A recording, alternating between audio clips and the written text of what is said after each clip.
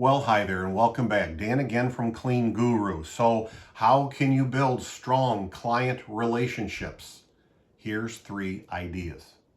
Number 1, don't be invisible. You don't want to be the invisible cleaning company. You might think, well, as long as everything's taken care of at night, they'll be happy with us. No, it's service and people. They want to have a relationship with you. So whether it's yourself, your site supervisor, your inspector, maybe you go out and fill supplies for them. You want to have a number of connections for ways that you communicate with them. Maybe your site supervisor stops in as they start every cleaning just to touch base.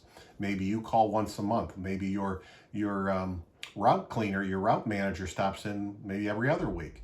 Different places where you have contact with one or more contacts. Maybe just not one contact, but maybe there's several contacts. You don't want to be invisible. Number 2, don't kid yourself. Just because something's clean, again, that may not be the whole answer. There were a lot of times, for a long time, we would clean something and our manager would say, there was a problem at night that they complained about, we fixed it. And then the customer was not happy with us the next day.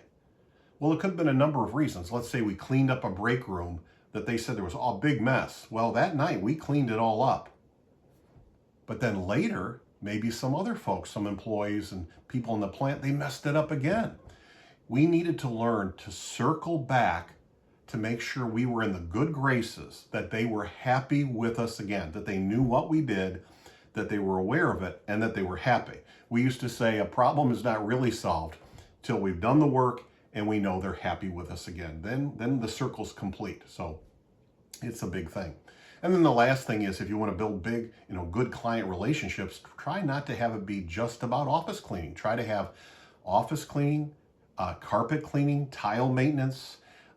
You can do, some folks do window cleaning. We can do plant watering. There's folks that do the cleaning of light fixtures, snow removal, and of course supplies, right, as far as paper and poly products, consumables.